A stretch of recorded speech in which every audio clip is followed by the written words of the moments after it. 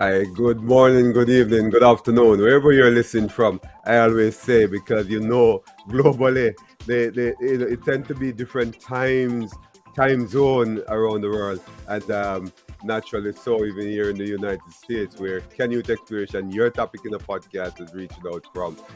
Different states have different time zone, and here in Miramar, Florida, it's about 1 in the afternoon, and I am Dr. Canute White. We travel a lot. Most of us, if not all of us, we go. That's how we are as social being. We go from places to places, trying to socialize and vacation, and you know even for business, and traveling is sort of a weekly or daily thing, so to speak. International travel, domestic travel for most of us, and even commuting from within your own zone. It's also traveling. So we are a traveling being. We love to travel, and that's cool because we enjoy ourselves when we travel. We meet new people, experience new culture, and this thing about in a sense diluted by our ability to travel and learn new things and appreciate new culture. And now I'm going to be talking to a guest who have been traveling. I like to call, like when we have lifelong learner like myself, right? They are lifelong travelers like Janet Foreman, and I'm going to be talking to Janet about all of this. Janet Foreman, what's up, Janet? You're a lifelong traveler, but before I go into the meat of the matter, tell us who are you really, in essence? Who's Janet Foreman? In terms of my traveling life, Not necessarily so. In general, who are you? What have you been doing over time? okay. I'm a journalist. I've been a journalist for the last 30 years, and before that, I was a film producer for about 15 years. That's what I got my graduate degree in at Ooh. NYU. Um, I had traveling has always been in the front of my mind. I caught the bug when I was about 7, Mhm. and I did this very peculiar thing. As I look back on it, I I was 7, so I could hardly even really write properly. I mean, write with your hand, and I was fascinated by. I saw something. It was something like a Chinese newspaper or something, and I was, I don't know, it just sort of knocked my socks off. So I started this project about 7 years old, and I got a list of all of the foreign embassies um, in New York, and I wrote to them on a postcard, and I asked each of them to send me a um, a map of their country Oh, and newspaper from their country, because I wanted something to touch that was from that foreign place. yeah. The map so I could see the foreign place. How old were you then, Janet? How old was that? 7?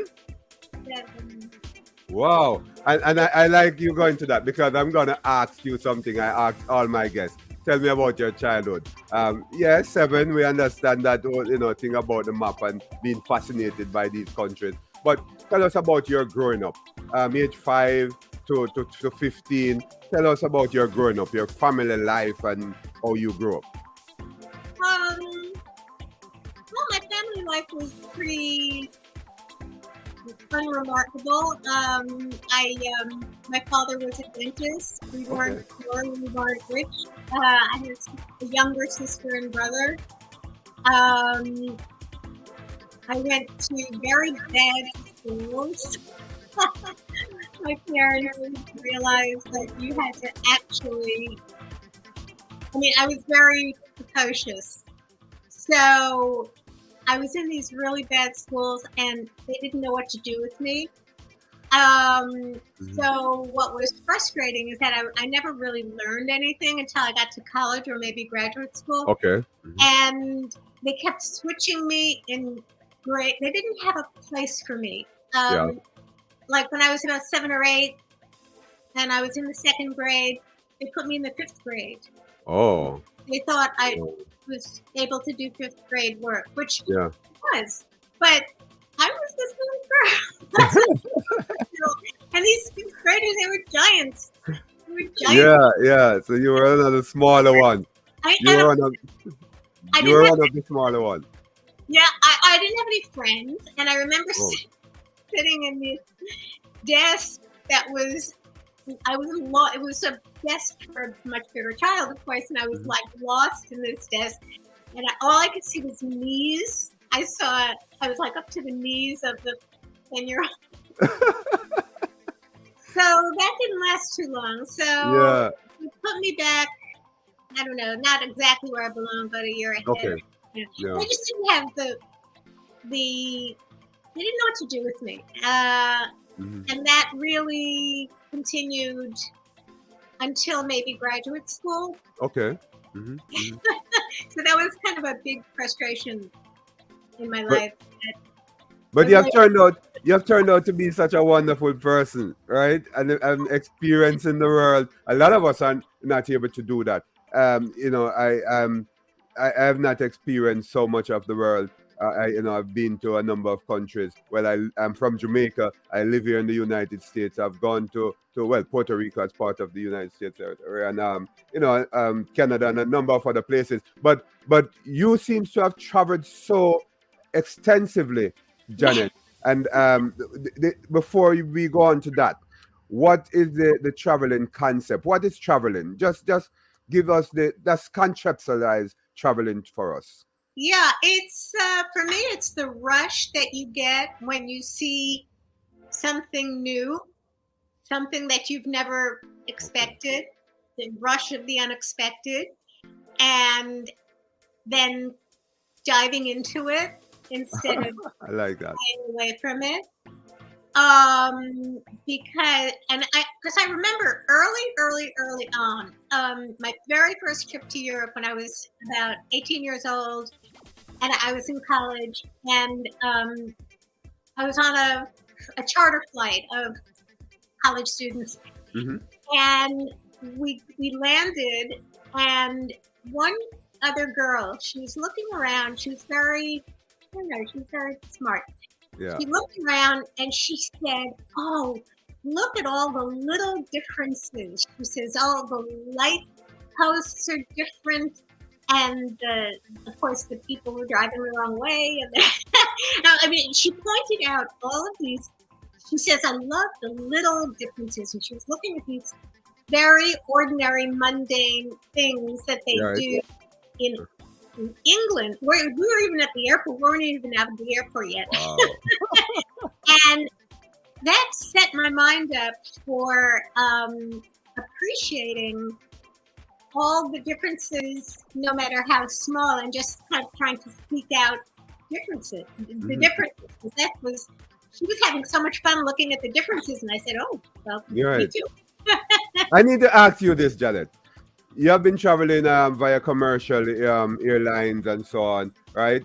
I suspect cruise, different modes of traveling. But have you ever been late or too early, being so enthusiastic and being perhaps too early a day before you actually slated to fly? How late have you ever been, or how early have you ever been to fly? Once I was going to Abu Dhabi. I was going someplace in the Middle East, and I was not a child. This was like 10 years ago. And for some reason, I misread the departure time and the time you had to be at the airport. Okay. And because, when they use a 24-hour clock. Oh, yeah. They were using a 24-hour clock, and it's not that I'm not used to that. I've been translate that automatically in my head, but somehow I did it wrong, and I I got to the airport and, breathless, and I said, I'm sorry, did the plane leave? Did the plane leave? And the counter guy said, no, you're right on time. I get on the plane, and he says, I'll take your bag. And I get on the plane, and I walk on the plane. Of course, it was like they were just about closing the doors. Oh. I run on the plane, and all of my colleagues, I was traveling with a group of writers, all of my colleagues looked at me and said, well, where were you? We were wondering where you were. And I said, I'm just going to, I didn't even want to, I was too embarrassed. But I literally, I don't know how I made such a stupid mistake at that point in my life. But the funny thing is that everybody does this. If you let me take a minute. Okay, go ahead. I will tell you a story about the CEO of Southwest Airlines. Go ahead. I was interviewing him for a story, and he said, I think the story was about the biggest mistakes you've ever made in traveling. And he said, not too long ago, he said before I was CEO of Southwest, but I was an executive at I forget which airline. And so this guy was a very high-end airline professional. So he used to travel. His route was between, I think it was like between LA and Texas or Dallas. LA or something like that. And so he gets on the plane and he sees, oh, they're giving us a movie. Oh, that's nice. We usually don't get a movie. And then he said, oh, they're giving me food, real dinner. We never get dinner. This is great. And it was a really long time. It was like until they were over the Rockies when he realized I'm on the wrong plane. He had gotten on the wrong plane. Whoa. This guy, and he was traveling to New York. So it was a long haul flight. And of course you get, more stuff. And he said somehow they let him on the flight with his wrong ticket. And it was, one of those this way for one plane and this way for another plane. Right. But they didn't look at his ticket. The seat that he was assigned to was there. And he was the airline executive. And he couldn't believe that he had made that mistake. And, I laughed and he laughed. And he said, well, now I always really check my ticket. Yeah, important. But everybody makes those dumb mistakes. Right, while traveling. Is that the enthusiasm, the joy of traveling? What causes some of these mistakes? And also, not only the mistakes, but people will turn up at the airport angry. The slightest thing, they become very angry. What causes air rage? No, well, there are persons who will come to the airport, who will be at the airport, and they will be very angry, right? Yeah. But also the mistakes a matter of being enthusiastic, the joy of traveling, so it's easier to make mistakes. Tell me about that. Well, I think we're talking about two things here. Right. I think when you make a mistake, it's two different things. It's whether it's your mistake or the airline's mistake. Okay. And more likely than not, it's the airline's mistake. Okay. Or the airline bumps you because they've sold too many seats. Usually it's their fault. And when it's your mistake, people just try to make the best of it if they realize and acknowledge it was their mistake. Okay. When the airline makes a mistake, or it causes air rage. People become enraged because they've done everything right. They've paid their money, and what now? You're saying I can't fly, because it's your mistake, or canceled flights, because they're now canceling flights Yeah. It's the weather, and it's not the weather really. It's Hmm. because they don't have enough crew people, Okay. or too many people are out sick, or the last plane was really late, and the crew people are out of time. They can't get on their next flight because their hours have run out, or there's all kinds of Yeah. crew issues that Hmm. airlines have to that can cause flights canceled, and now they're canceling slews of flights because of COVID, Oh, yeah. because so many of their crew Right. Hmm. is down with COVID, and they don't have people, they don't have pilots and flight attendants to cover the flights. Right. So, and there's only they have a pool, of people Hmm. that are ready to Yeah. go. That, if they run through that, which is pretty easy to run through, they have to cancel the flight. Yeah. And so people become enraged, and there's air rage these days, Yeah. because the in coach the seats are too Hmm. small, and the people are just, and also travel is stressful.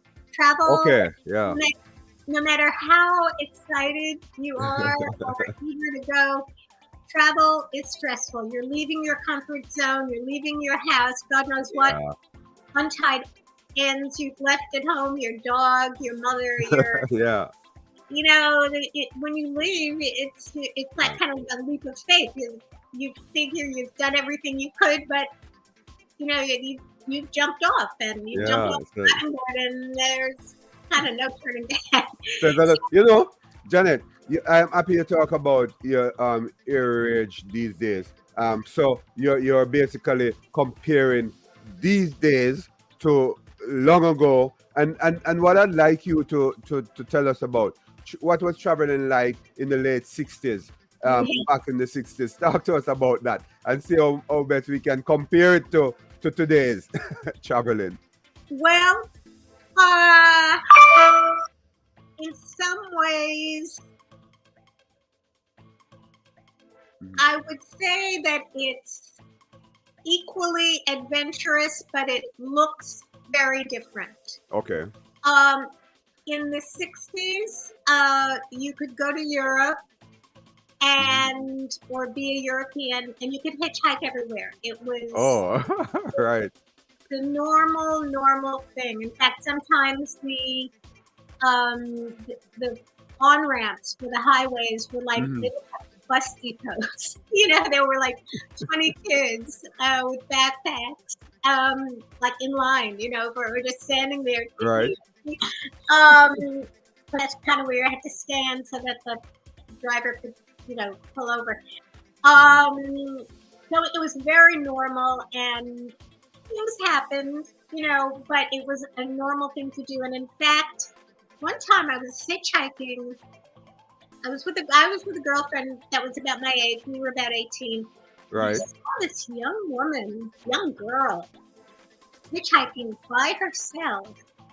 And I walked up to her and I said, "Are you okay?" Even though I was a kid myself, I walked up to her. She looked so young, and I said, "Are you okay? Are you lost?" And she said, "No, I'm fine. I'm just hitchhiking." And and she had a little bit of a accent. I said, "Where are you from?" She said, "I'm from Denmark." And I Oh. said, "How old are you?" That's very brave. She said, "I'm 14." So she was 14. And, I would say in Europe around that time, 14 was young, but 15, Okay. 16-year-olds, that was normal. High school, it was normal. Okay.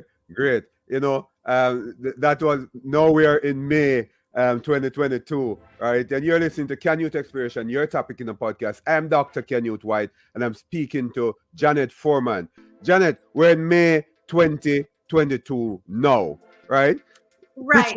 Picture now, May 2022, and back then. Would you rather to have back then coming back now, or would you rather to have some of now going back then? Would you rather to have that blend? What do you like about now? Well, There are two. All right, I can answer it as an 18-year-old, and I can answer it All right. as a grown-up. Okay. If I was 18 and starting now, I would not be in Europe because it's way too expensive. I'd be in Asia, Mm-hmm. and I would be. So it's the same level of adventure. And I've been in places now. I've been in places where it's only backpackers. That's Asia, meaning Laos, Cambodia, Mm-hmm. Indonesia. These are places. Sometimes Thailand, but Thailand's kind of expensive. Yeah. So is Vietnam. But that's where the backpackers go these days, is to Asia, and they don't really hike so much as they take like local buses, um, but which are very very cheap, very cheap. Yeah. Uh, but a couple of years ago, I was in. This is just a couple, and of course there are cell phones now, which is Right. really Mm-hmm. helpful. Mm-hmm. And you don't need maps, and you don't need books. So Yeah. I took books with me and would tear out when I was a kid. I would and tear out the pages of where I'd been. I'd use the Let's Go, the Harvard Let's Go thing was very good. And as I would go to, because it was made for college kids, and I would Right. tear out the pages as I went along on my route, so that the book got longer. Interesting. Anyway, I was a couple of years ago. I was in northern Thailand, and I wanted to see because I wanted to report on what they were trying to make that area, that Mhm. tribal area of northern Thailand. They were trying to make it a tourist destination, Okay. and they were trying to kind of build an infrastructure, both physical and mental, Mhm. among the people. And the reason they were doing that is because that was the Golden Triangle, and that's where they used to grow all the poppies. Okay. And Mhm. poppies were their main source of sustenance. But when finally they outlawed the poppy growing, they Mhm. said you should just be farmers or grow potatoes, But they couldn't grow potatoes. The soil was terrible. They couldn't grow enough of a cash crop to keep them fed, and they were just starving, and they were very poor. So they said, "Well, let's make this a tourist business, and give people a village experience and all this." So Okay. as a grown up and as a reporter Yeah. and as a business traveler, and when I went up there, they said to me. So I have to say that the end of the story is that there was no public transportation up there, and I Wow. hitchhiked from the airport to where I kind of to the head of this NGO place where the all the NGOs were, and so they said to me, "Okay, when you get to the airport, look for a guy named Hans." Mhm. I get to the airport, and I looked at every man that looked like he could be named You're Hans. right. There's a big head of hair, and a big beard, and so they described him. Nobody Yeah. looked like that. I just asked every man, um, "Is your name Hans? Is your name Hans?" Um, Nobody was Hans. Finally, I sat down. The plane was 2 hours late, which always Okay. I sit down at a table, and there was this bald-headed guy and a woman, and I just said, "Are you Hans?" What I was saying to everybody. Right. Right. "Yes, I'm Hans." So he giving himself Janet, haircut. tell me about this picture. Tell you about. That Oh, picture. oh, It's not out clearly, but that's you. that's me. Sound like you're on a cruise, going on a cruise or something. No, I was in Tahiti. and I was at a small airport, and that was this small prop plane that I was Okay. on. Wow. I have another photo here of you. It's Yeah, not clear as well, but that's in where's that? that's in Brazil in Bahia. Oh, I was interviewing local chefs and villagers up there. wow. Wow. You talk about local chef. What's your favorite meal? You have gone a lot of places. Yeah, Which is the best meal that you have ever had traveling to different countries? yeah. I would say I what they did on that trip to Mm, Brazil yeah. was they and this is kind of a sociological and earth-wise experiment is Okay. in Brazil they have a lot of they're very rich agriculture, but their local products are dying out because they don't have a use for them. Like Oh. the, the first world won't eat them. Hmm, hmm. So what they're doing is the Michelin star chefs are going into the villages where they grow these taro root and things like that, and um, making village meals, like high-end village meals out of that product, and then taking the product back to their Michelin star restaurants and using the product in a very high-end modern way. So people will, so first of all, to create for um, a market for the product, and Right. to get city people used to these really incredible country Hmm. ingredients, Yeah. which they make the star of the dish. So Yeah. it's a project where you have the Michelin star chefs working with the village cooks, the village chefs with their traditional recipes and trying to help each other. Wow. And That's then super. we Yeah. were in a we went to a village, a really far out village, and a couple of those Michelin chefs came with us, and they cooked with the local, just what was there with the local, Right.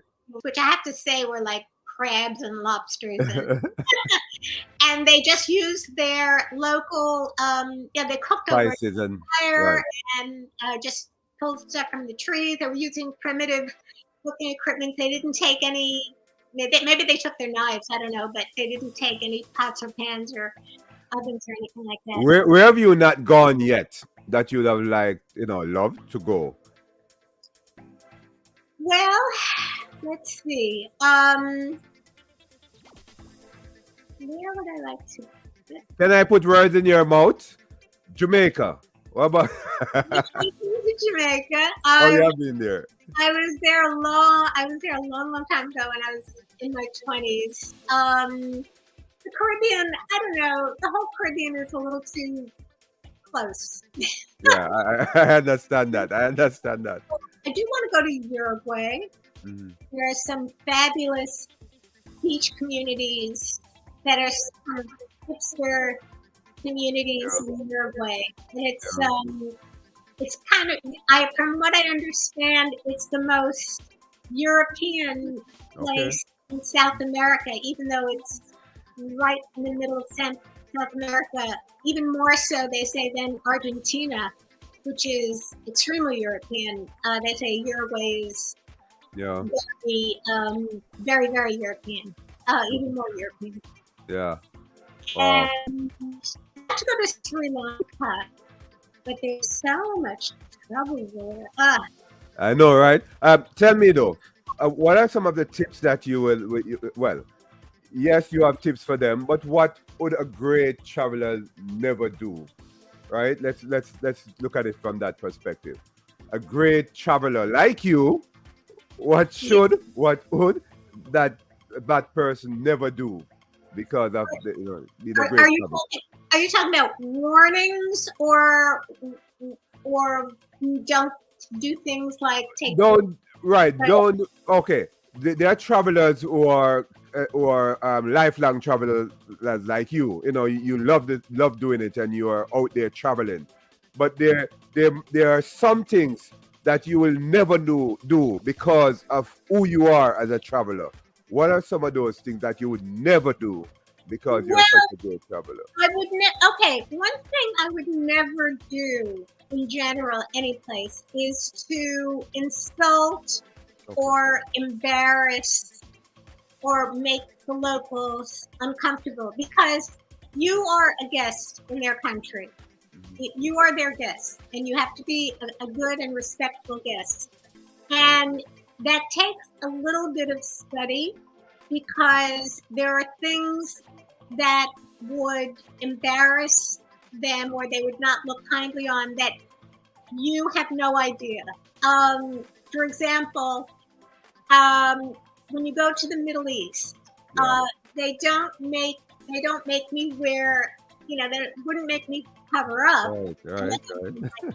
Saudi Arabia or something, but they wouldn't make me cover up, but they conceive of it as indecent if you show your arms and shoulders. Yeah. And they don't like it when you show your knees. Oh, yeah? Okay. And so even though it's blazing hot there, you have to find clothes that will cover you up and keep you cool. So my normal wardrobe is jeans and or gym pants, and I can do neither of them would work there because they're too revealing. So I had to discover cargo pants, which are light and loose.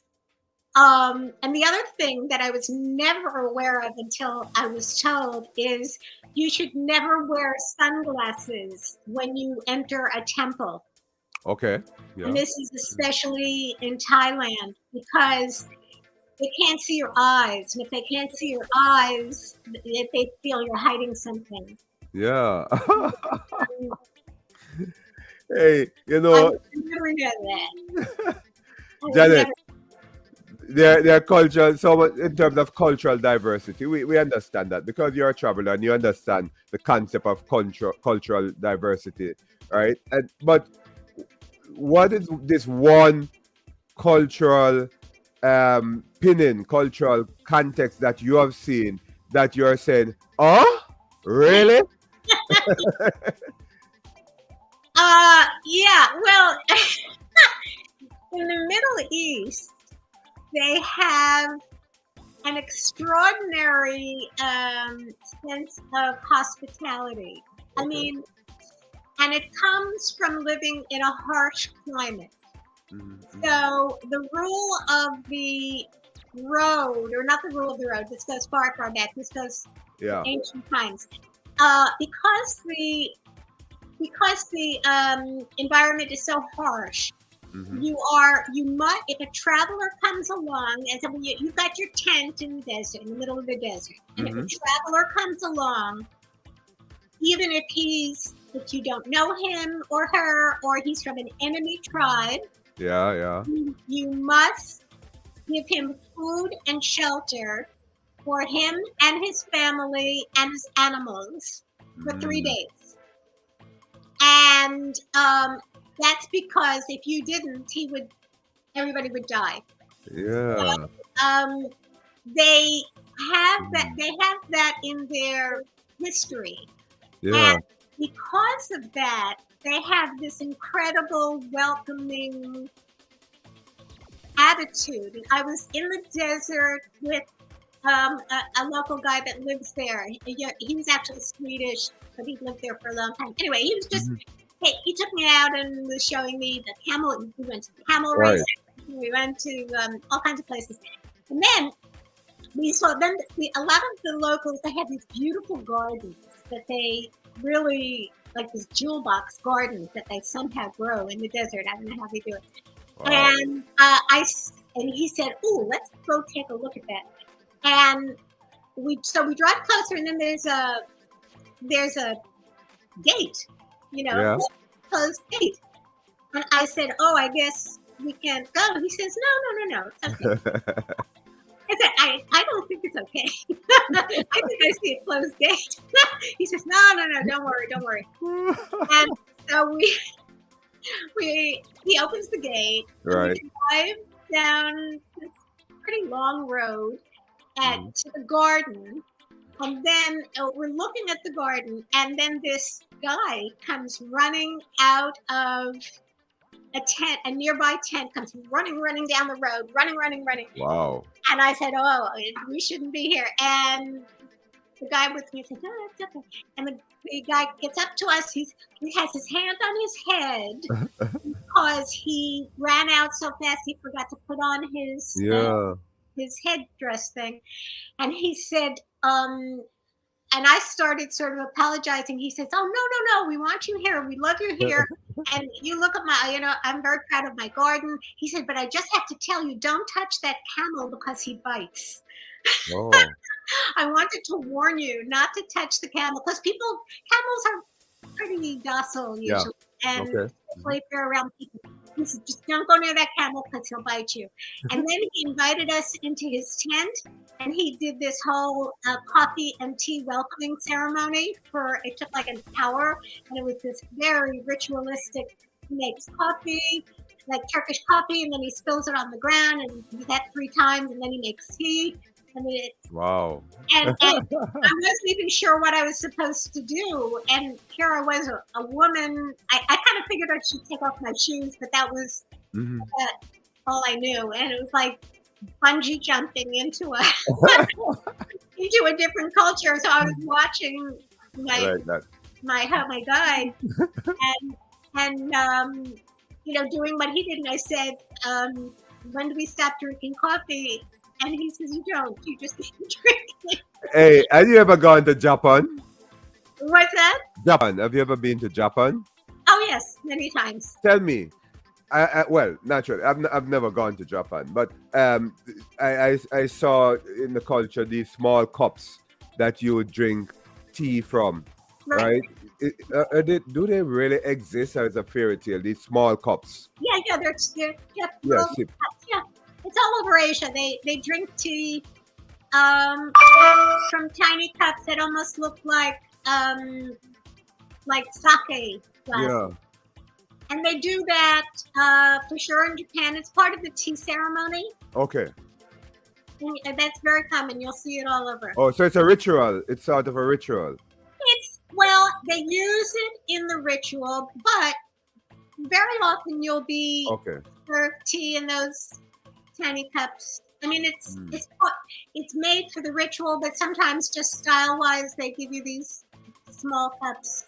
Okay, interesting. My audience listening on their favorite podcast platform, I'd like to hear this, and it's very interesting. Some of the experiences that you have had. Those watching a Canute Expression on our YouTube channel, Canute Media. Welcome. I'm Dr. Canute White, and I'm talking to Janet Foreman, lifelong traveler. Janet, it appears as if there are several types of vacation. I'd like you to tell us the types of vacation that there are, and which is your favorite type of vacation. Okay, my favorite type of vacation now, which is different from when I was a kid, is when I go with my husband, we rent a house someplace, and we just stay there for at least a week. And if we're away for longer, we rent another house in another place, maybe nearby, or depending on what we want to do. But we rent houses because we like to feel like we like to make believe that we're locals living there, and then you can go into the markets and you can buy the food and you can and in fact I have an Airbnb in my house here in New York. Okay. So I welcome travelers from all over the world that want to do the same thing. Where are you? Tell us again, where are you? New York, in Harlem. Okay, so you welcome travelers who want to, because you have Airbnb there, right? You're renting homes there. I rent through Airbnb, and Yeah, yeah. Okay, cool. So, my listeners, the audience will see in the description a number, contact. They can contact you. You know, they're welcome to do that. They can. The best way is to go to my website, which is janetforeman.com, and they'll see a link to my email, Right. and they'll see a lot of my stories and my pictures, and they'll see everything more than they ever wanted to know about me, and and they can contact me through my website. Yeah, that's interesting. I have just a few more questions before I leave you. But tell me, what are the most important lessons you have learned from your years of traveling? You know, that one lesson that is very, very important that you have learned. Well, one lesson. Uh, We understand the cultural diversity and the lesson that you have learned from this diverse culture around the world. But the funny thing is that I've learned these aren't lessons that I would say to somebody, do this or don't do Okay. that. But Yeah. what I learned about myself was that I am very comfortable being in a place where I don't look like anybody else. Yeah. Oh yeah. You know, in Africa, in Asia, Yeah. in Europe, I just blend in. But in Africa and Asia, and I realized that it wasn't even in my head that I looked different. I was in a Japanese market with some friends and who lived there, and there were Americans Yeah. and Yeah. not Japanese. And we got this huge market, and we got separated, and they were kind of behind us, and finally we kind of found each other again, and I said, "Oh wow, I thought we'd lost you forever," and they said, "Oh no, everybody knows where you are." We stuck out so much, and it never even occurred to me that people. So I find that one reason I'm able to travel easily is that I don't mind being Yeah. different in wherever I go. People are usually kind, usually. Yeah. Yeah. Yeah. Yeah. And I also realize how very poor Yeah. the educational system is in the United States. Yeah. Because when I was a teenager and I started traveling, and I met two guys that are still my friends, and I was 18 years old, and they're still my friends in the 60s, and they were still in. I was almost finished with college, and they were still in the gymnasium in high school, because it takes longer to get through the gymnasium, high school, and college, and they knew I was like 4 years ahead of them educationally, and they Right. were 2 years older than me, or a year and a half older. They knew so much more than I did about everything. Everything. They could read Greek, they could read Latin, they knew all the history of this, and I felt like an idiot, and as soon as I got home, I just started, even though my schools were awful, I just started reading like crazy. I'd always been a big reader, but I just started reading up on all of those things that they knew and I didn't, just to feel like I could catch up, because I was going to, of course, they're still my friends. So I knew next time I'm going to know a little, not so stupid. Hey. I just went on this educate, just read about I read philosophers, I read ancient history, I read. Yeah, I want to ask you this. Where have you ever been and you believe that, hey, I am not going back. I love this place. I don't want to leave. I'm going to stay here. Tell me about that place. I don't want to leave. Yeah. Well, a couple places. First of all, Amsterdam, when I was in between college and graduate school, and I didn't leave. I stayed for a year. in between college and graduate school, and then Right. I toyed with the idea of staying, but I had been accepted to this really good College. school, and I wanted to go back and get my master's and all that. Love So I that. went home, and I still kept going back and forth. But that's because Amsterdam was like a second home to me, and I had all these friends there. Yeah. Another place is Italy. The people are so loving. They're very loving, and I feel it can be very chaotic. You know, the laws, you can't really follow the law in Italy because the laws conflict, and I'm told it's the way they can catch mafia people. Yeah. You're always breaking some sort of law. You know, you can't break, follow this, not break that one. So people just do what they think is right, and they use that to catch, to arrest people that they want to arrest. Right. The mafia. But so, and Italy can be very chaotic, and you have to check and recheck and make sure that the sign is pointing to the place it's really going, and make sure the train schedule you have is actually, you have to go to the station maybe sometimes and see, and is this really going to happen? Yeah, it can be. It's not always organized. And I'm sure you have read about Jamaica. Yes, I'm gonna push Jamaica in there because you know I'm Jamaican, and a lifelong traveler like you. I want your opinion on Jamaica. How do you sell Jamaica? How would I spell Jamaica? How do you sell Jamaica? I can't really answer that question. I was in Jamaica and I was in my 20s, and I don't think I ever went back. And one thing I remember, we didn't really have any money, so we stayed in some sort of homestay or something. But I remember what I thought was delightful and there were chickens and things that we were like in a little room in a little house and kind of thing. And the owner, the woman, we left, and we left the light on when we left the house, and she said very nicely, please close the light because the current is high. So it took me a minute to figure out when she said what she meant.